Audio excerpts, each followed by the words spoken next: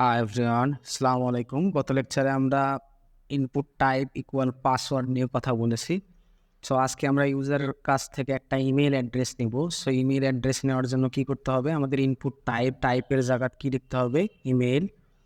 অর্থাৎ আমরা এই কোডটা কপি করতেছি। কপি করে যদি আমরা কপি না করে টাইপই করি, লেভেল লেভেলের আমরা ফর রাখতেছি না। উপস, লেভেলের ফর না রাখি, লেভেলের এখানে আমরা কি বলতেছি? আমরা এখানে ইমেইল নিব এবং লেভেলের শেষে আমরা ব্রেক ট্যাগ ইউজ করব এবং নিচে কি নিব? Input field. ইনপুট ফিল্ড নিয়ে আমরা টেক্সটের জায়গাতে কি বলবো?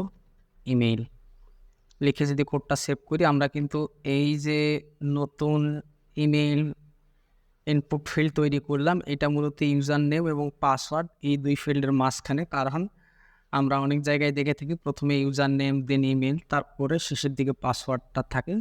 দ্যাটস ওয়াই আমরা এটা নিলাম। আপনারা আগে পরে নিতে পারেন, কোনো সমস্যা নেই। আমরা যদি কন্ট্রোল-S দিয়ে কোডটা সেভ করে যদি আমরা ব্রাউজারে আসি, এসে দেখতে পাবো একটু আমরা ইমেইল ফিল্ডের পরে আসলে ব্রেক ট্যাগ ইউজ করিনি, তাই না? আমরা চাচ্ছি ইমেইল ফিল্ডের পরে বাকি সব কিছু কই যাবে? নিউ লাইনে যাবে। সো ইমেইল যে ইনপুট ফিল্ডটা আছে তারপরে আমরা একটা ব্রেক ট্যাগ ইউজ করব। সো আমরা যদি সেভ করি, সেভ করে যদি আসি, তাহলে আমরা দেখতে পাচ্ছি ইউজার নেম, ইমেল এবং নিচে পাসওয়ার্ড। অর্থাৎ আমরা একটা পাসওয়ার্ড ইমেইল ফিল্ড তৈরি করলাম আজকে। সো পরবর্তী লেসনে আমরা দেখব কিভাবে ইউজার নেম, ইমেইল, পাসওয়ার্ড দেওয়ার পর নিচে একটা যে বাটন থাকে, সাবমিট বাটন বা লগ ইন বাটন বা সাইন আপ বাটন বা রেজিস্ট্রেশন বাটন। সো এই ধরনের বাটন কিভাবে তৈরি করতে পারি সেটা আমরা নেক্সট লেসনে শিখবো। সে পর্যন্ত ভালো থাকবেন, সুস্থ থাকবেন। আল্লাহ হাফেজ।